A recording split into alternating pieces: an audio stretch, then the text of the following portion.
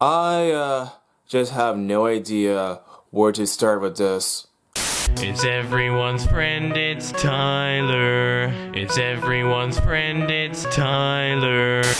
A person by the name of Milo Yiannopoulos was invited to speak at Berkeley University, and things got really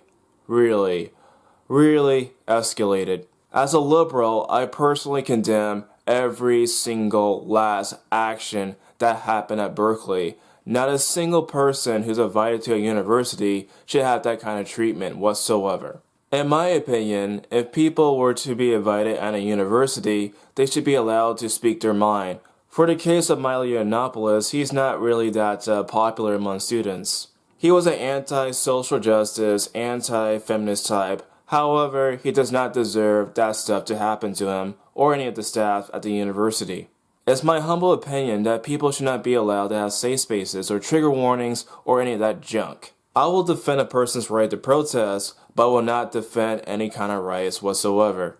As far as the background for these protesters, here's what we know so far. Judging from the footage from the event, there were Che Guevara flags, there were communist flags, and there were also anarcho-communist flags. Based upon what we know so far, it's safe to say that the protesters at Berkeley were communists and anarcho-communists. There was even a sign that read, "Liberals get the bullet too." So not only did they try to incite violence against Milo, but they wanted to incite violence against liberals too. However, many people on the right have been trying to smear this attack as some sort of attack from liberals. This video by Mark Dice says that liberalism is terrorism. While it's true that anarcho-communists are in fact on the left, they're not the same thing as liberals.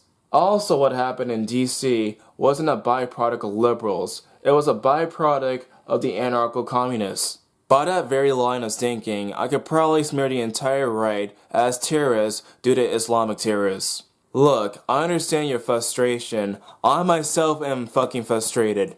However, do not resort to these childish games. Liberals protest at Milo UC Berkeley events. Again, they're not liberals, they're communists. Communism is leftism. Liberalism in the modern sense also has communist roots.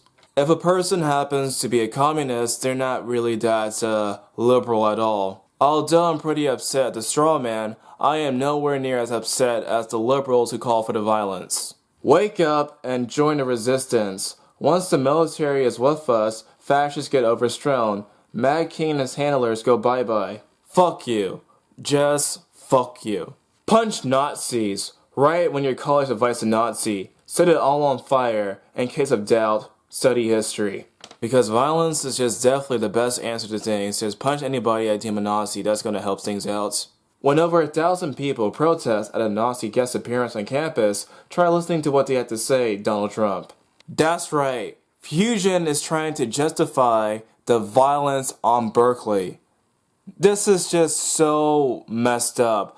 Like the fact that they call themselves a liberal outlet, yet promote the violence of Milo Yiannopoulos says so much to me. Not only that, but they're saying that those they deem to be Nazis deserve to have violence against them. That kind of stuff is really scary, like insanely fascist if you were to ask me. First, they call people racist, sexist, homophobes, and Nazis. Then they actually call for violence. Then they actually enact upon that violence. In conclusion, what happened at Berkeley was really terrible, and more liberals like myself need to speak out against this kind of madness.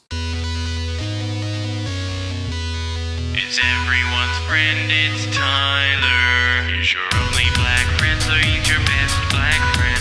I wouldn't trade him for another black friend, because black friends are rare as you should be aware. He smells like Richard Pryor, so just sit and stare.